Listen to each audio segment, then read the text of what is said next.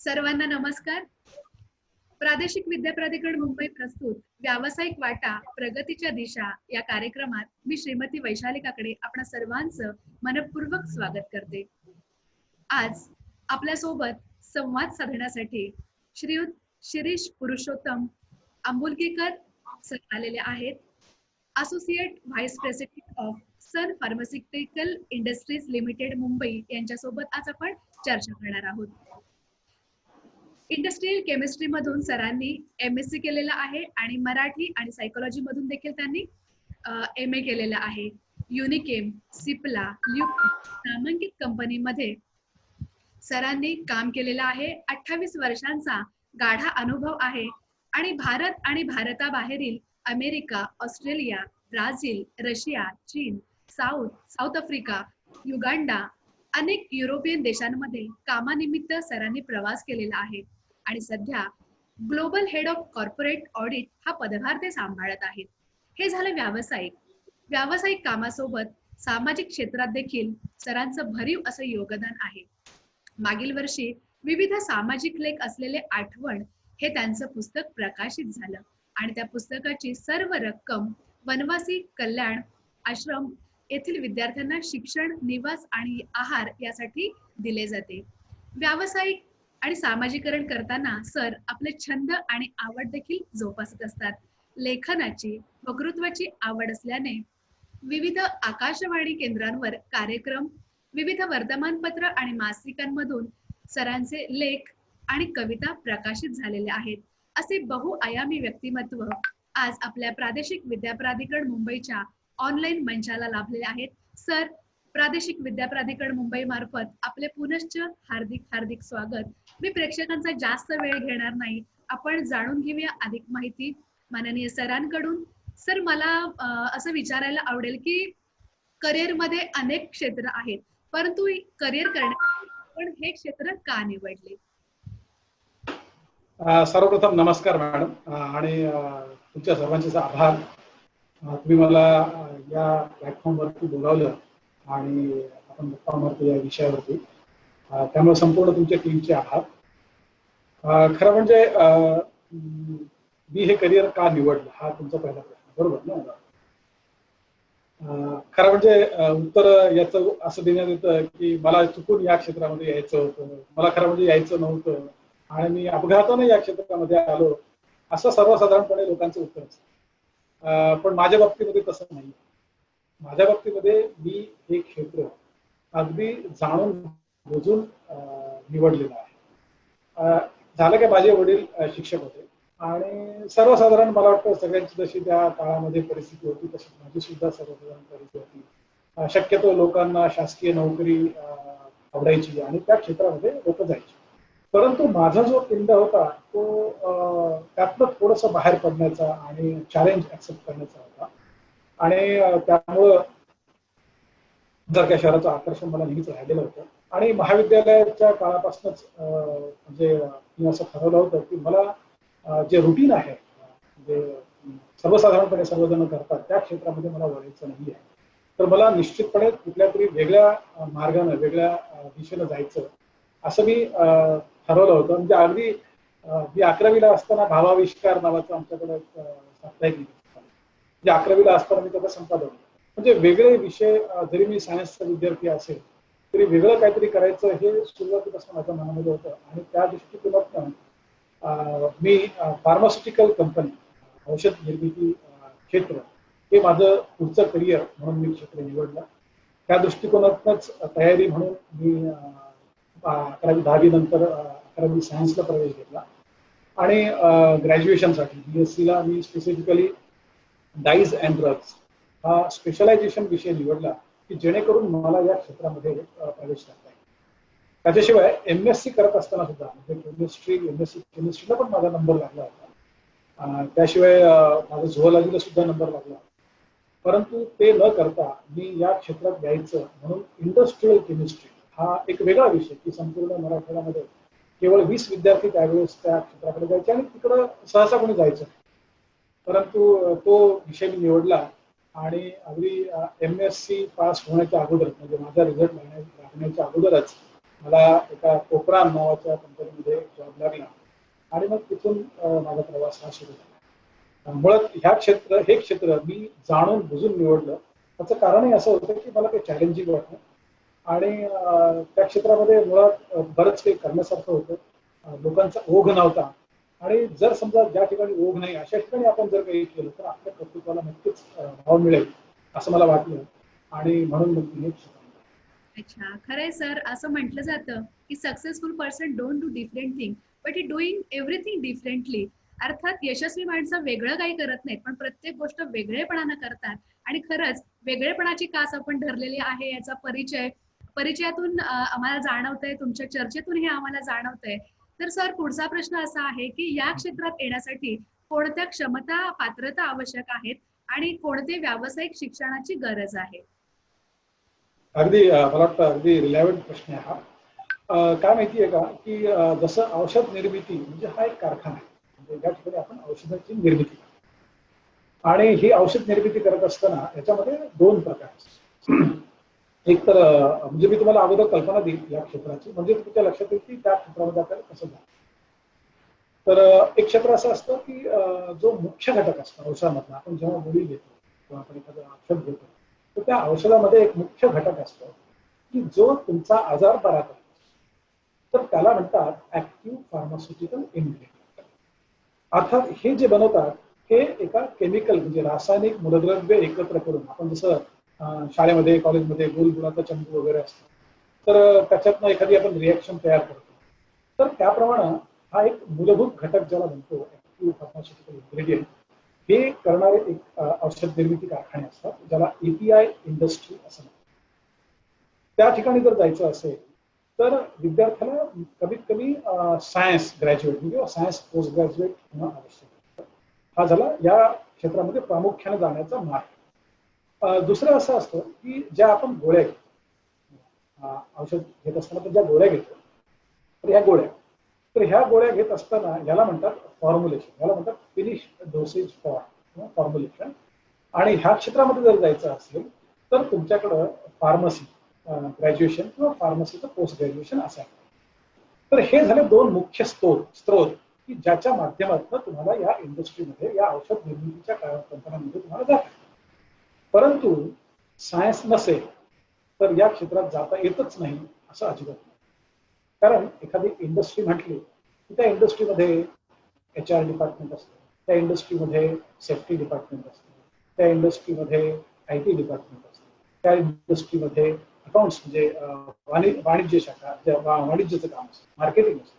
त्यामुळं जर समजा कुणालाही या क्षेत्रामध्ये जायचं असेल तर केवळ सायन्स असेल तरच जाऊ शकतो असं अजिबात नाही. तर एखादा कॉमर्सचा पोस्ट ग्रॅज्युएट विद्यार्थी सुद्धा अकाउंट्स डिपार्टमेंटमध्ये जाऊ शकतो. एखादा मार्केटिंगमध्ये ज्याने पोस्ट ग्रॅज्युएशन केलं तो मार्केटिंगमध्ये जाऊ शकतो किंवा पर्चेसिंगमध्ये जाऊ शकतो किंवा आर्ट्स विभागामध्ये ज्याने काम केलेलं किंवा ज्याने शिक्षण घेतलेलं आहे किंवा MBA झालेलं आहे तर ते आर्ट्सचे विद्यार्थी उत्कृष्ट शिक्षक असतात. तुमच्यासारखे चांगले संचालक असतात कार्यक्रमाचे. तर हे सुद्धा क्षेत्र यासाठी ओपन आहे ज्या ठिकाणी तुम्ही HR डिपार्टमेंटमध्ये जर सुद्धा गेलं तर त्या ठिकाणी सुद्धा ट्रेनिंग असतं, वेगवेगळे उपक्रम असतात. तर त्यामध्ये सुद्धा तुम्हाला जाता येईल. म्हणजे सायन्सच्या विद्यार्थ्यांना किंवा फार्मसीच्या विद्यार्थ्यांना स्कोप जरी जास्त असेल तरी इतर शाखांमधले विद्यार्थी सुद्धा या ठिकाणी जाऊ शकतात. हे झालं रुटीन अभ्यासक्रम. व्यावसायिक अभ्यासक्रमाचा तुमचा जो प्रश्न होता तो मला त्याचं उत्तर म्हणजे असं सांगता येईल की जर समजा तुम्हाला स्पेशलायझेशन जायचं असेल तर हल्ली काय असतं की MBA मध्ये रेग्युलेटरी अफेअर्स ज्या ठिकाणी म्हणजे कसं असतं की वेगवेगळे देश असतात तर त्या वेगवेगळ्या देशामध्ये जर समजा आपल्याला औषध आपलं जर पोहोचवायचं असेल तर त्यांचे काही नॉर्म्स असतात. तर त्यांच्या काही आपल्याला अटी पूर्ण करावी लागतात. तर त्याला सबमिशन आहे असं म्हणतात. म्हणजे एखादा डोसिजर एखादा प्रोटोकॉल तो सबमिट करायला तर त्याला म्हणतात रेग्युलेटरी अफेअर्स. तर रेग्युलेटरी अफेअर्सचं एक व्यावसायिक प्रशिक्षण मिळतं त्याच्यात तुम्हाला सुद्धा जाता येतं. शिवाय क्वालिटी अश्युरन्स ज्याला म्हणतात म्हणजे एखाद्या औषधाची जी क्वालिटी असते जी चाचणी असते ती चाचणी करण्यासाठी किंवा त्याच्यावरती पूर्ण कंट्रोल ठेवण्यासाठी एक क्वालिटी अश्युरन्स ज्याला म्हणतात. तर त्या क्वालिटीचं अश्युअर करण्यासाठी वेगवेगळे कोर्सेस असतात ते सुद्धा आता सध्या उपलब्ध आहेत आणि ते जर केले तर त्या स्पेशलायझेशनच्या माध्यमातून सुद्धा या क्षेत्रामध्ये एखाद्या विद्यार्थ्याला जातात किंवा एखाद्या पालकाला आपल्या पाल्याला तिथे पाठवतात. अच्छा. खरंच खूप छान आणि सखोल माहिती मिळतीये सर, की सामान्यपणे असं म्हटलं जातं ना, की मेडिकल आणि मेडिसिन संदर्भ असेल तर सायन्सचा विद्यार्थी असावा किंवा सायन्समध्येच असं काही करिअर करता येतं का? तर मला वाटतं हा गैरसमज आपल्या प्रेक्षकांचा, विद्यार्थ्यांचा पण दूर होण्यास नक्कीच मदत होणार आहे. आपण खूप छान माहिती सांगताय सर, पण त्याचबरोबर आम्हाला जाणून घ्यायला आवडेल, की आपल्या कामाचं स्वरूप कसं असतं? अच्छा. आता खरं म्हणजे कामाचं स्वरूप म्हणजे कसं आहे, की मी तुम्हाला आत्ताच म्हणजे मागच्या प्रश्नाच्या वेळेस मी सांगितलं होतं की आपल्याकडे असं 2 भाग असतात. एक तर एपीआय इंडस्ट्री आणि फॉर्म्युलेशन. तर त्यापेक्षा म्हणजे माझं जे क्षेत्र आहे, तर ते मी सांगेल की माझं जो काम आहे ते मी कॉर्पोरेट क्वालिटी ऑडिट, ज्याला असं म्हणतात की ऑडिटिंग. म्हणजे कसं माहिती आहे का, की आम्ही औषधं घेतो. आता हे औषधं घेतो, तर हे औषधं कोणाच्या विश्वासावर म्हणजे कशावरती घेतो? आपण समजा एखाद्या मेडिकलच्या दुकानात गेलो आणि मग त्याला सांगितलं की यार बाबा मला हे जरा पॅरासिटामॉल दे, आणि मग त्या पॅरासिटामॉलच्या गोळीकडे पाहिलं आणि मग आपल्याला कळतं का ही गोळी माझ्या उपयोगाला येईल का, माझा ताप नक्की कमी होईल का? ती गोळी पाहून आपल्याला काही कळत नाही. किंवा ते औषधाची बाटली बघून आपल्याला काही कळत नाही. म्हणजे काय असतं की आपण जेव्हा औषध घेतो किंवा डॉक्टर जेव्हा एखादा आपल्याला प्रिस्क्रिप्शन लिहून देतो, त्या अर्थी आपण त्या डॉक्टरवरती विश्वास ठेवतो. आपल्याला तो केमिस्ट आपल्याला एखादं ते औषध देतो म्हणजे तो आपल्यावरती आपण त्याच्यावरती विश्वास ठेवतो. पण औषध निर्मिती करणारे जे लोक असतात ते अतिशय 2% असतात, परंतु औषध घेणारे मात्र 100%. मग ह्या सगळ्यांवर जेव्हा आपल्याकडे औषध येतं, तर ते औषध निर्मिती, त्या औषधाची निर्मिती ही योग्य प्रकारे होतीये का नाही, त्याच्यामध्ये योग्य प्रकारे घटक द्रव्य टाकले जातात की नाही, ती जी प्रोसेस होत असते, ती जी रिॲक्शन होत असते, तर ती रिॲक्शन होत असताना त्याचे नॉर्म्स पाळले जातात की नाही, त्याचं वातावरण, त्याचं ते टेम्परेचर, तापमान मेंटेन केलेलं असतं का नाही, आणि त्याची प्युरिटी जी असते ती प्युरिटी बरोबर आहे का नाहीये, चाचणी ज्याला म्हणतो आपण. एखादी पेन जर घेतली आपण, तर पेनची क्वालिटी आपण कशी पाहतो, की आपण एक कागद घेतो आणि मग आपली सही करतो आणि म्हणतो हा पेन छान आहे बरं का. पण गोळीचं तसं नसतं ना. एखाद्या कस्टमरला ती गोळी काही हा छान आहे बरं का, माझा ताप कमी होईल याच्याने, असं तर काही करता येत नाही. म्हणून ती चाचणी करायला लागते आणि मग त्यासाठी टेस्टिंग त्याला म्हणतात. तर त्याचं एक स्पेसिफिकेशन असतं की मग त्याची प्युरिटी किती असली पाहिजे, ती किती वेळामध्ये म्हणजे पाण्यामध्ये विरघळली पाहिजे, किंवा ती पोटात जाते तर त्या पोटामध्ये ती कशी केव्हा विरघळली पाहिजे, किती तासानंतर विरघळली पाहिजे.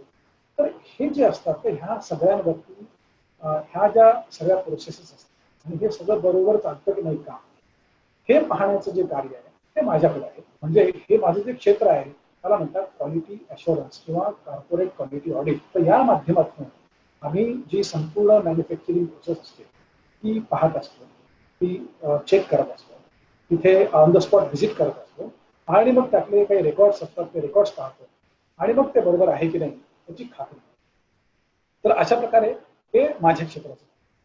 त्याच्याशिवाय या क्षेत्रामध्ये जे लोक असतात त्या लोकांची जिम्मेदारी अशी असते की जेव्हा एखादा घटक आपण बनवतो, एखादं औषध बनवतो, मग त्या औषधाची मात्रा बरोबर टाकणे, त्याला तेवढ्या वेळामध्ये टाकणे, बनवणे, तेवढा वेळ त्याला थांबू दे, म्हणजे त्याला ती प्रोसेस रिॲक्शन होऊ देणे.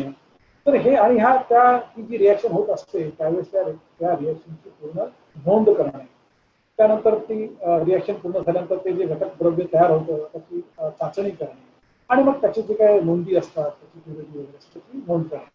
तर हे सगळं अशा प्रकारे या इंडस्ट्रीमध्ये काम चालत असतं. त्याशिवाय जेव्हा हे पूर्ण बनतात औषधं, मग त्याचं पॅकिंग करणे, त्याला व्यवस्थित लेबल लावणे आणि ह्या सगळ्या गोष्टींचं व्यवस्थित निरीक्षणाची नोंद करा.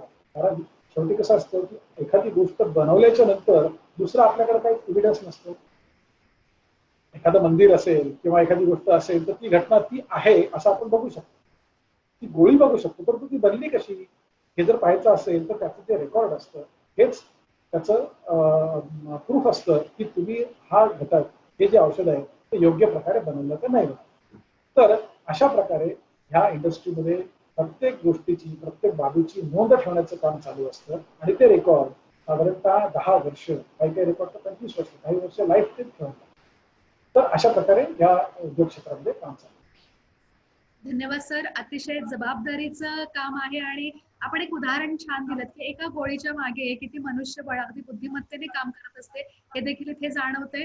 आणि मग मी तुम्ही सांगत असताना खूप मोठ्या जबाबदाऱ्या पार पाडाव्या लागतात, त्याचं रेकॉर्ड ठेवावं लागतं. बरोबर. आणि मग नक्कीच हे सगळं करत असताना नक्कीच तुम्हाला आव्हानं येत असतील. मग अशी कोणती आव्हानं तुम्हाला आली का आणि त्यावर आपण कशी मात केली? मला वाटतं हा अगदी म्हणजे महत्त्वाचा प्रश्न आहे आणि आव्हान म्हणजे कुठल्याही क्षेत्रामध्ये जायचं असेल तर आव्हानं ही नक्कीच असतात आणि त्यावरती मात करायलाच लागते.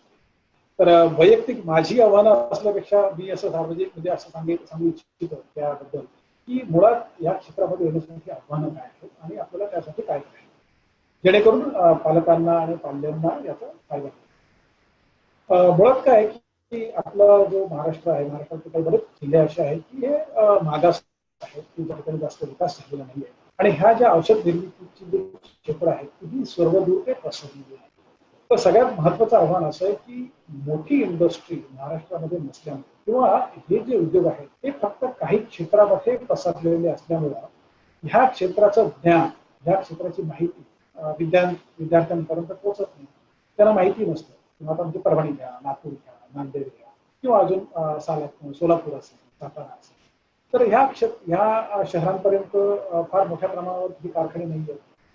म्हणजे की त्या मुलांना, तिथल्या विद्यार्थ्यांना किंवा तिथल्या पालकांना हे क्षेत्र आपल्यासाठी आहे ते माहीतच नाहीये. त्यामुळं त्यांना ह्या क्षेत्राची माहिती नसणे हे सगळ्यात मोठं आव्हान आहे आणि त्यासाठी तुम्हाला आपल्या घराच्या बाहेर जायला लागेल. ह्या क्षेत्रामध्ये जर काम करायचं असेल तर तुम्हाला स्वतःचं घर सोडायला लागेल, लांब जायला लागेल.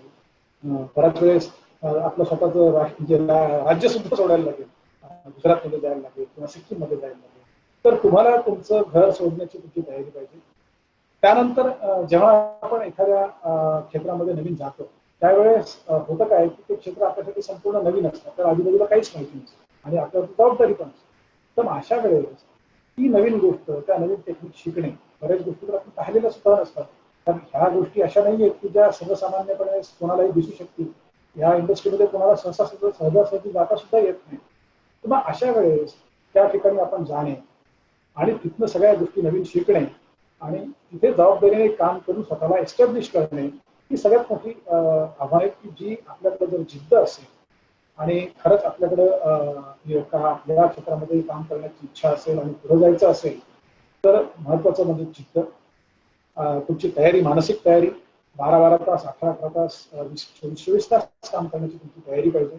आणि केवळ घर किंवा माझे नातेवाईक वगैरे हे न पाहता की मी जास्तीत जास्त या क्षेत्रामध्ये कसं काम करू शकेल आणि यामध्ये नवीन नवीन गोष्टी, नवीन नवीन संशोधन कसं करू शकेल, ह्या गोष्टी तुमच्याकडे असायला पाहिजे, चिकाटी असायला पाहिजे.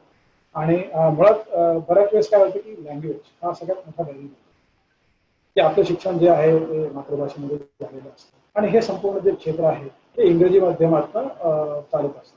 तर ते सुद्धा फार आवश्यक असतं की तुम्हाला इंग्रजी भाषेचं ज्ञान असलं पाहिजे आणि ते तुम्हाला समजलं पाहिजे, तुम्हाला ते व्यक्त करता आलं पाहिजे. आणि ह्या जर सगळ्या गोष्टी विद्यार्थ्यांनी जर मनावरती घेतल्या तर मला वाटतं या आव्हानांना पार करणं फार कठीण. धन्यवाद सर. सर विद्यार्थ्यांना आपण सांगू शकतो की या क्षेत्रामध्ये देशात आणि देशाबाहेर कुठे आणि कोणत्या प्रकारच्या संधी आहेत? हा, देशामध्ये जर पाहायला गेलं तर मला वाटतं देशामध्ये भरपूर संधी आहेत. महाराष्ट्रामध्ये हे औषध निर्मितीचे कारखाने जे आहेत मुंबईच्या आसपास आहेत. महाड इंडस्ट्रियल एरिया असेल, रोहा इंडस्ट्रियल एरिया असेल, औरंगाबाद आहे. तर या ठिकाणी हे औषध उद्योग आहेत ज्या ठिकाणी मोठ्या प्रमाणामध्ये औषधांच्या कंपन्या आहेत. पुणे आहे. तर अशा ठिकाणी महाराष्ट्रामध्ये आपल्याला ही क्षेत्र सापडतील. त्याशिवाय गुजरातमध्ये फार मोठ्या प्रमाणावरती औषध निर्मितीचे कारखाने आहेत. तर आपण तिथे जाऊ शकतो. त्याशिवाय आता मी आत्ताच सांगितल्याप्रमाणे सिक्कीम आहे, आसाम आहे, त्यानंतर हरियाणा आहे, दिल्ली आहे, गुरगाव आहे, बेंगलोर आहे आणि सगळ्यात मोठं क्षेत्र हे हैदराबाद जे आंध्रामध्ये किंवा हे चांगलं मोठं क्षेत्र आहे. तर हे झालं भारतापुरतं. भारताच्या या राज्यांमध्ये या औषध निर्मितीचे कारखाने मोठ्या प्रमाणावरती आहेत. त्याशिवाय इतर भरपूर देशांमध्ये सुद्धा म्हणजे देशाबाहेर चीन आहे, जपान आहे आणि अनेक ठिकाणी तुम्हाला म्हणजे भारताच्या बाहेर सुद्धा बऱ्याच संधी उपलब्ध आहेत. की ज्या ठिकाणी विद्यार्थी जाऊ शकतात आणि स्टडी करू शकतात. धन्यवाद सर. खरं तर सरांकडे अनुभव संपन्न खूप मोठा माहितीचा स्रोत आहे, खजिना आहे. पण आपण वेळेअभावी इथे एक शेवटचा प्रश्न घेतोय की सर, या क्षेत्रामध्ये करिअर करू इच्छिणाऱ्या विद्यार्थ्यांना आपण काय संदेश द्याल, काय सल्ला द्याल? खरं म्हणजे मी काही फार मोठा म्हणजे मार्गदर्शन करण्यासारखा मार्गदर्शक फार मोठा नक्कीच नाहीये. फक्त मी विद्यार्थ्यांना जे एवढंच सांगू इच्छेन की हे एक वेगळं क्षेत्र आहे, हे जबाबदारीचं क्षेत्र आहे आणि यामध्ये खरंच खूप उणीव आहे. जर समजा तुम्ही सर्वजण अगदी या क्षेत्रामध्ये आलात, संशोधन जे रुटीन आहे ते सोडून त्याच्यातून तुम्ही बाहेर पडण्याची तुमची इच्छा असेल, तर या क्षेत्रामध्ये भरपूर असा वाव आहे आणि नक्कीच तुम्ही या क्षेत्रामध्ये येऊ शकता, चमकू शकता. संशोधन सारखी गोष्ट आता कोविड सारख्या गोष्टी महामारीतून आपण जातोय आणि आपल्याकडे मुळात संशोधनाची व्यवस्था व्यवस्थित नसल्यामुळे आपल्यावरती ही वेळ आली आहे की आपल्याला 1-1 वर्ष थांबायला लागतं. तर मला असं वाटतं की केवळ रुटीन क्षेत्र न निवडता या क्षेत्रामध्ये विद्यार्थ्यांनी यावं आणि संशोधन करावं आणि या क्षेत्रामध्ये अतिशय चांगल्या संधी आहेत, तर त्या संधीचा फायदा घ्यावा आणि जर समजा त्यांना देशाबाहेर जायचं असेल तर वेगवेगळ्या भाषा शिका. जपानमध्ये एक नवीन चांगलं क्षेत्र आहे, चीन आहे, चीनमध्ये सुद्धा खूप चांगल्या संधी आहेत. तर जेव्हा तुम्ही शिक्षण घेत असता तर हे नॉर्मल शिक्षण घेत असताना त्याच्यासोबतच जर समजा तुम्ही एखादी विदेशी भाषा शिकली, चीन म्हणजे चायनीज असेल किंवा जॅपनीज असेल किंवा इतर कुठली भाषा जर शिकली तर त्याचा नक्कीच तुम्हाला फायदा होईल आणि तुम्ही या क्षेत्रामध्ये नक्कीच प्रगती पथावरती जाऊन या प्रश्नाला जोडून मी पुढचा प्रश्न विचारते की या क्षेत्रामध्ये जर करिअर केलं तर स्वतःचा उद्योग व्यवसाय निर्मितीसाठी काही स्कोप आहे का? हो, नक्कीच. खरं म्हणजे हा अतिशय चांगला प्रश्न होता आणि मुळात काय आहे की फक्त आपले मोदीजींनी म्हणजे आपल्या पंतप्रधानांनी सांगितलं की आत्मनिर्भर भारत तो आपल्याला बनवायचा आहे आणि तो आपल्याला बनवायचा म्हणजे ही जबाबदारी आपल्या सर्वांवरती आहे. मला असं वाटतं की त्या अनुषंगानं जर समजा एखाद्या विद्यार्थ्याने अर्थात फार मोठा कारखाना निर्मिती करायची म्हणजे मोठा उद्योग उभारायचा म्हणजे भागभांडवल नसतं. परंतु तेवढा पैसा जर नसेल तर एक 15-20 वर्षाच्या अनुभवानंतर तुम्ही अशा प्रकारची औषधं आहेत, आयुर्वेदिक सुद्धा औषधं आहेत ती बनवू शकतो. न्यूट्रास्युटिकल आपला आजीबाईचा बटवा असतो, आपण छोट्या छोट्या गोष्टी आपण लहानपणापासून शिकतो. तर ह्या छोटे छोटे उद्योग आपण चालू करू शकतो. त्याशिवाय जर समजा आपल्याला आपल्या देशाला जर आत्मनिर्भर बनवायचं असेल तर छोट्या म्हणजे आपण असे छोटे छोटे इंडस्ट्रीज असतात की ज्या ठिकाणी आपलं फॉर्म्युलेशन असेल आणि तो आपण बनवून घ्यायचं आणि आपण त्याचं मार्केटिंग म्हणजे आपल्याला प्रत्यक्ष कारखाना उभारायची गरज नाही.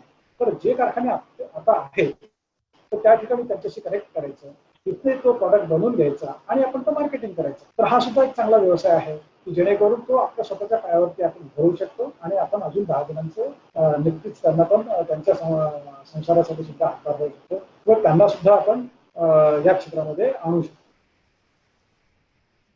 खूप खूप धन्यवाद सर. खरं तर आपलं प्रेरणादायी मार्गदर्शन विद्यार्थ्यांना खूपच उपयोगी पडणार आहे आणि आपण आपला अमूल्य वेळ आमच्यासाठी दिलात. संपूर्ण विद्यार्थ्यांसाठी ते नक्कीच मार्गदर्शक असणार आहे. पुनश्च आपलं या व्यासपीठावर प्रादेशिक विद्या प्राधिकरण मुंबई मार्फत हार्दिक आभार. आणि आता प्रेक्षकांसाठी आवाहन आहे, प्रेक्षकांना जर आपल्या काही शंका असतील, सूचना आम्हाला जर करायच्या असतील तर त्यांनी दिलेल्या डिस्क्रिप्शन बॉक्समध्ये ईमेलवर ते नोंदवायचं आहे. तसेच करिअर संदर्भात अधिक माहितीसाठी महाराष्ट्र शासन, युनिसेफ आणि आसमान फाउंडेशन यांच्या संयुक्त विद्यमाने तयार केलेले हे जे महाकरिअर पोर्टल आहे त्याला नक्की भेट द्या. आणि हे जे पोर्टल आहे ते इयत्ता 9वी ते 12वी पर्यंतच्या विद्यार्थ्यांसाठी आहे आणि याबाबतची संपूर्ण माहिती आमच्या डिस्क्रिप्शन बॉक्समध्ये दिलेली आहे. विविध करिअरची माहिती घेण्यासाठी आपण पुन्हा भेटूया. तोपर्यंत तुम्ही आमच्या प्रादेशिक विद्या प्राधिकरण मुंबईच्या YouTube चॅनलला सबस्क्राईब करा, लाईक करा, शेअर करा. धन्यवाद. धन्यवाद.